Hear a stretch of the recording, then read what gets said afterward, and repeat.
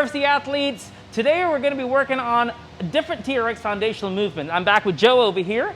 We're going to be doing the plank position, transitioning into a side plank position. Now before, we worked on the suspension trainer on the chest press, and we used long length for that particular move. Today we're going to move it down to the mid-calf area, and how do we do that? Now, it's pretty simple, guys. All you got to know where your how do you gauge where your mid-calf is? So we're going to stand nice and straight.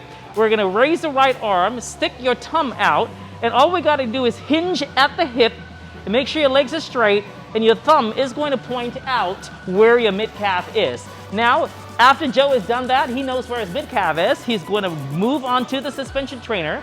He's going to change the length and make sure the foot cradle, this is where the foot cradle is, ends where the mid-calf section is. Now, Joe, I want you to really put that suspension trainer, the foot cradle part of it, onto your toes. Great. Go into your side plank position. Sorry, your full plank position first. So that's his full plank position, okay? Now the option is using your forearms. Good. So once Joe has set into that perfect plank position, he's going to slowly transition into a side plank position. Now this really works your mobility and stability. So that's the challenge over here for this move. Take your time. Always remember to keep those hips nice and high.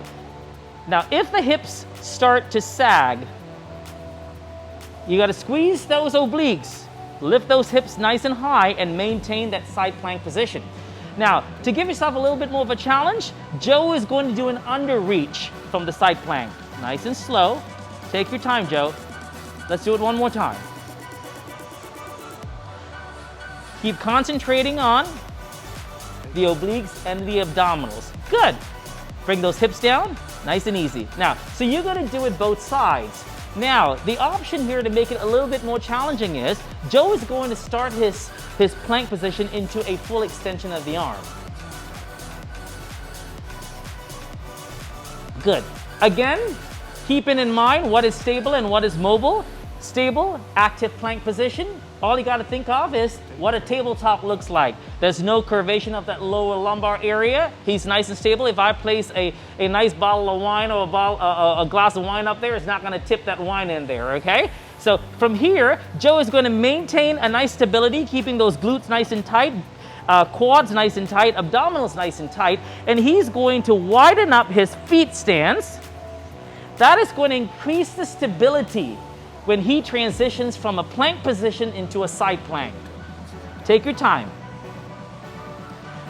Widen up those feet stands. The wider you get, the more stability you create. Hold that position.